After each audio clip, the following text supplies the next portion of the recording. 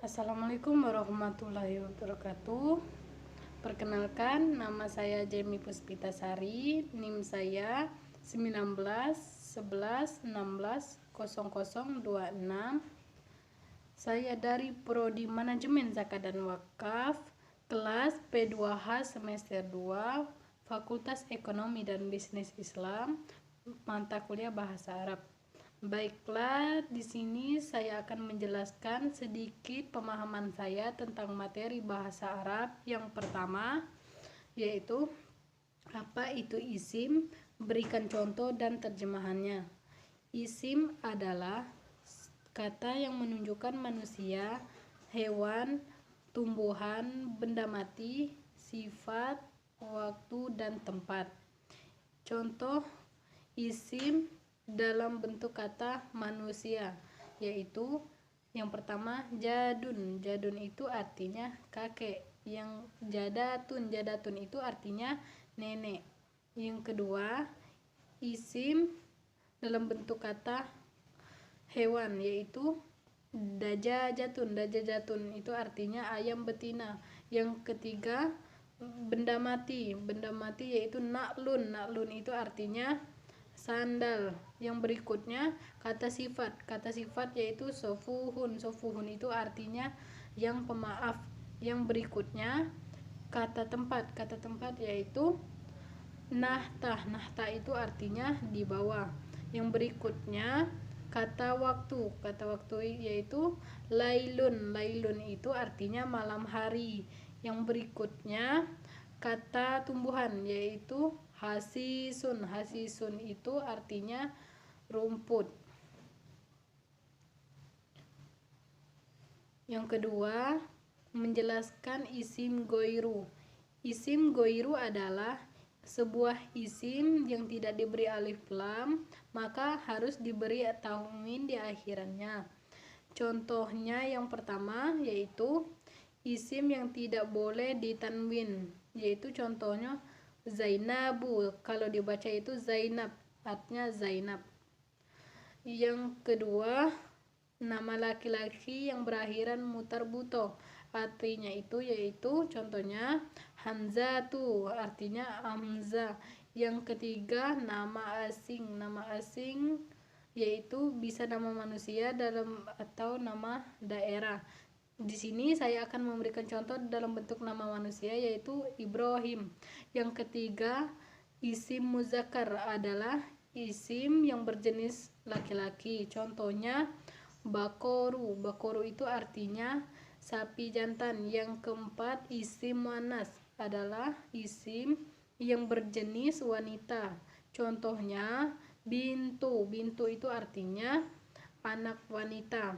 Yang kelima, cara membedakan isim muzakkar dan isim muannas adalah kita mengenali kelompok isim muannas. Jika tidak termasuk isim muannas, maka kita bisa memasukkannya ke dalam isim muzakkar. Yang keenam, isim nakiroh. Isim nakiroh adalah isim yang penunjukan bendanya belum tentu atau masih umum. Contohnya katabtu risalatan, yang artinya aku menulis surat. Kata surat secara makna dan dapat masih umum dan tidak menunjukkan surat tertentu, artinya masih mencakup semua surat atau masih secara umum. Yang ketujuh, isim makrifat adalah isim yang penunjukan bendanya sudah tentu ada atau jelas benda yang dimaksud. Contohnya di sini saya akan memberikan contoh dalam bentuk kalimat manusia yaitu Muhammad. Muhammad itu kan sudah ada. Yang kedelapan, cara membedakan isim nakiro dan isim makrifat dengan mengenali kelompok isim makrifat. Jika tidak termasuk dalam isim makrifat, maka kita bisa memasukkannya ke dalam isim nakiro. Yang kesembilan, jumlah fi'liyah, yaitu kalimat sempurna yang diawali oleh fi'il dan tersusun minimal dari fi'il dan fa'il.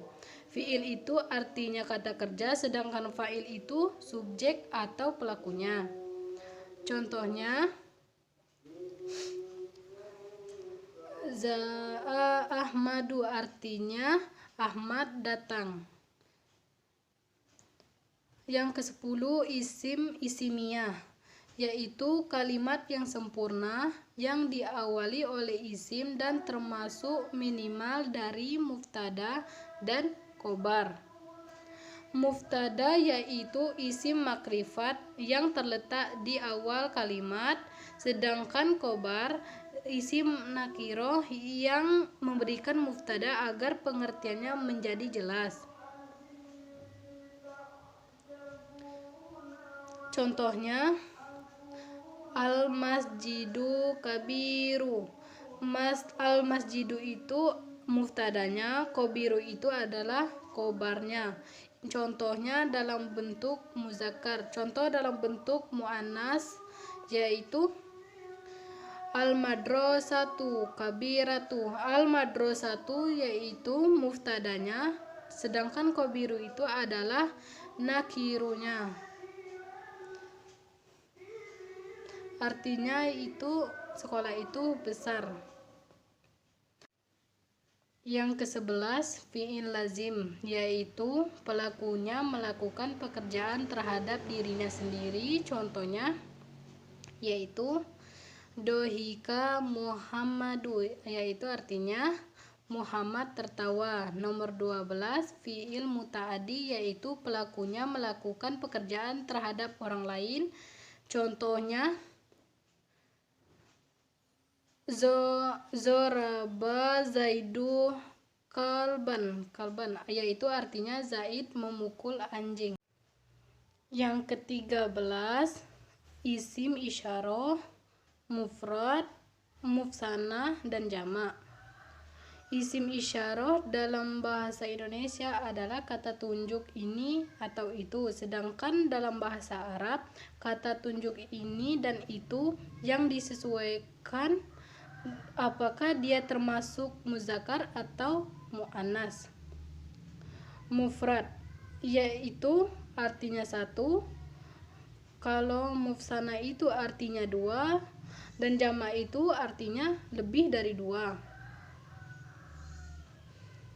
Contohnya kata tunjuk ini untuk muzakkar menggunakan kata haza, yang kedua menggunakan kata hazani, yang ketiga banyak atau lebih dari dua dia menggunakan haulai. Contoh berikutnya menunjukkan ini untuk muannas. Yang pertama menggunakan kata hazihi, yang kedua menggunakan kata hatani, yang ketiga lebih dari dua atau banyak menggunakan kata haulai. Berikutnya contoh dalam bentuk kata itu untuk muzakkar. Yang pertama menggunakan kata zalika, yang kedua menggunakan kata zanika, yang ketiga lebih dari dua menggunakan kata ulaika. Berikutnya contoh yang menggunakan kata itu untuk muannas. Yang pertama menggunakan kata tilka, yang kedua menggunakan kata talika, yang ketiga lebih dari dua menggunakan kata ulaika. Baiklah, itu saja penjelasan dari saya. Apabila ada kekurangan saya mohon maaf. Wabillahi taufiq wal hidayah. Wassalamualaikum warahmatullahi wabarakatuh.